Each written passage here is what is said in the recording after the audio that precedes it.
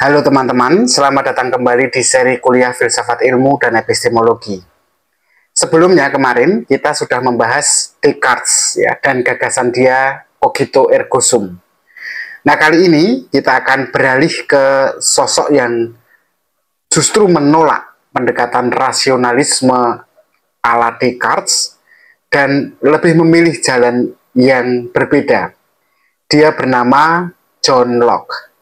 Nah, Locke adalah salah satu filsuf terbesar dalam aliran empirisme, dan gagasan dia yang paling terkenal adalah tentang tabula rasa. Tabula rasa adalah ide bahwa pikiran kita manusia ini itu kosong seperti selembar kertas ya, yang putih bersih, yang kemudian akan terisi ketika kita mengalami berbagai macam peristiwa situasi dalam hidup. Jadi pengalaman itu adalah sumber pengetahuan. Nah, mari kita lihat dulu bagaimana bisa John Locke berpikir seperti itu. Oke, kalau kita mau berpikir, pengen tahu cara berpikirnya John Locke, maka kita harus kembali ke zaman ketika Locke hidup. John Locke ini kan hidup sekitar abad ke-17, di mana dunia filsafat memang masih dipengaruhi oleh gagasan-gagasan rasionalismenya Descartes yang sudah kita bahas kemarin, Aristoteles, dan juga para pemikir skolastik yang basisnya dari kelompok pemikir religius di gereja. Nah, Descartes kan percaya ya bahwa pengetahuan itu berasalnya dari akal dan dari pemikiran rasional yang independen dari atau terlepas dari pengalaman yang dialami oleh manusia. Nah, John Locke menolak gagasan Descartes itu karena menurut John Locke tidak ada yang disebut sebagai innate ideas, ide bawaan ya, innate ideas.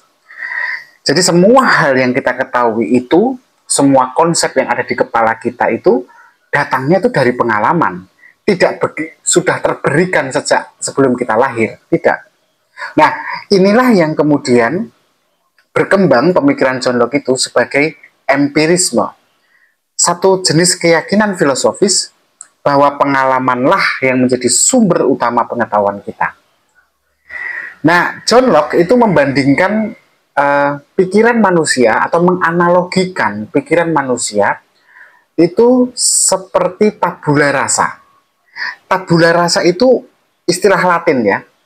Tabula rasa itu istilah Latin yang artinya lembaran yang kosong atau kertas yang putih. Nah, saat kita lahir, pikiran kita itu tidak punya ide, konsep, atau pengetahuan bawaan seperti yang diyakini Plato atau yang diyakini kemudian oleh Descartes ya.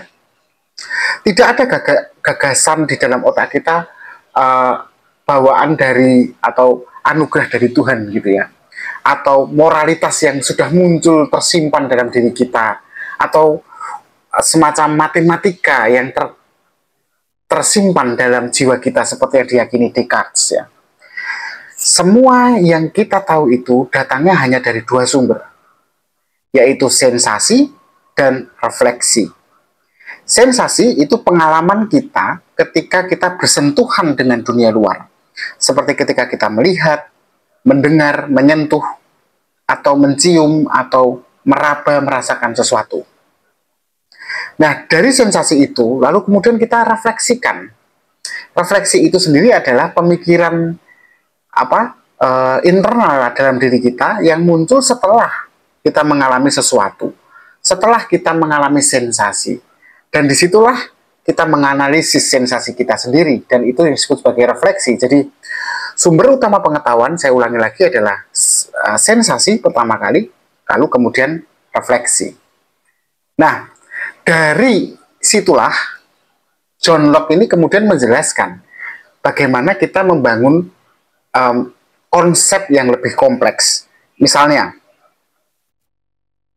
seorang anak kecil yang pertama kali melihat bola, dia akan pertama kali kan melihat ya, dengan matanya bentuk bola itu lewat penglihatan. Kemudian dia menyentuh bola itu. Nah, ini kan sensasi. Kemudian setelah dia melihat dan menyentuhnya, dia mulai sadar bahwa bola itu ternyata bisa menggelinding.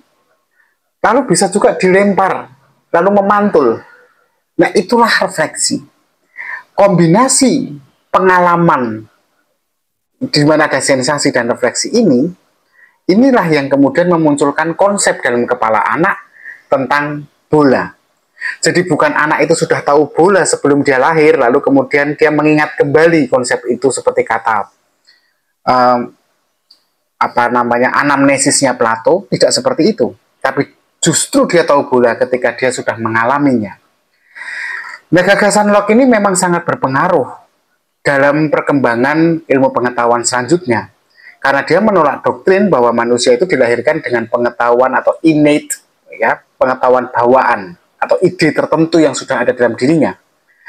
Dan prinsip filosofis John Locke ini kemudian memberi dampak yang penting, di mana kemudian pengetahuan kita itu kemudian dipahaminya adalah bentuk atau hasil dari pengalaman, bukan ide bawaan. Kemudian karena kita tahu bahwa pengetahuan itu dibentuk lewat pengalaman, maka pendidikan menjadi sangat penting.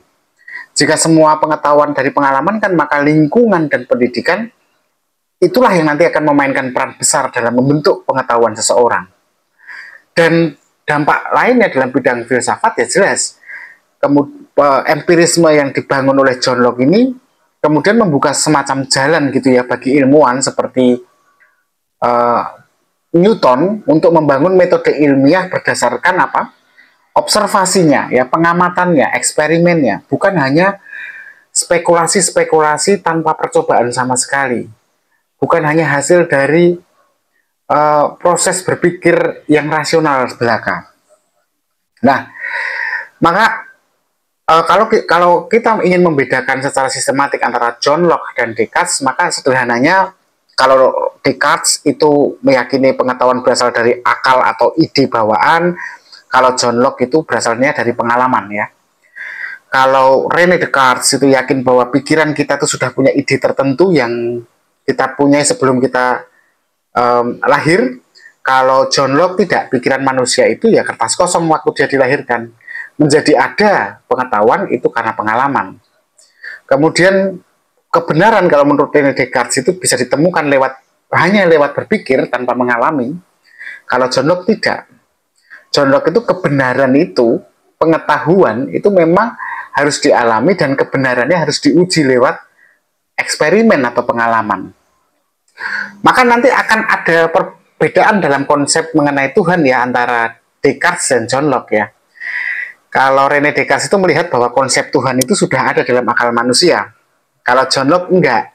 Konsep Tuhan itu muncul karena pengalaman kita dalam beragama dan ajaran-ajaran yang diberikan orang tua atau masyarakat kepada kita tentang agama tertentu, maka disitulah konsep Tuhan muncul.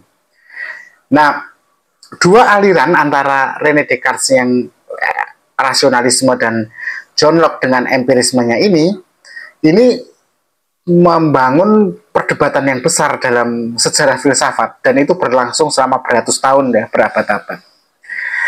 Meskipun John Locke dan teori tabula rasanya atau bahasa Latin dari kertas kosong itu tadi itu seolah kuat sekali dalam argumen, tapi juga tetap saja ada kritik-kritiknya kepada John Locke ya. Misalnya beberapa ilmuwan modern itu menemukan, jadi gini, John Locke kan bilang bahwa manusia itu tabula rasa ya, jadi kosong, pikirannya itu kosong, belum ada apapun. Dia kemudian bisa punya pengetahuan karena mengalami sensasi dan refleksi gitu kan. Tetapi ternyata ada beberapa ilmuwan modern yang menemukan bahwa bayi tampaknya sudah punya kecenderungan bawaan, semacam naluri intelektual. Misalnya untuk mengenali pola wajah, atau untuk punya insting atau naluri tertentu. Jadi kan ya nggak sepenuhnya kosong seperti kata John Locke. Selain itu muncul juga kritik dari para rasionalis ya, pemikir rasionalis setelah Descartes seperti Leibniz, yang berpendapat bahwa konsep-konsep seperti matematika itu tidak bisa sepenuhnya berasal dari pengalaman seseorang, tapi karena memang ada struktur logis yang sudah melekat dalam pikiran manusia. Nah, tapi lepas dari kritik-kritik itu ya, pemikiran John Locke ya tetap menjadi pondasi berpengaruh bagi banyak teori ilmu pengetahuan, pendidikan, dan utamanya psikologi modern. Sebagai kesimpulan, teman-teman, John Locke mengajarkan kita bahwa kita itu tidak terlahir dengan pengetahuan. Kita mendapatkan pengetahuan itu dari pengalaman dan persentuhan kita dengan lingkungan sekitar kita. Pemikiran John Locke ini akhirnya membuka jalan sebenarnya bagi ilmu pengetahuan modern untuk membangun semacam sistem metode ilmiah yang basisnya adalah pada observasi dan eksperimen. Nah, mana teman-teman lebih pilih?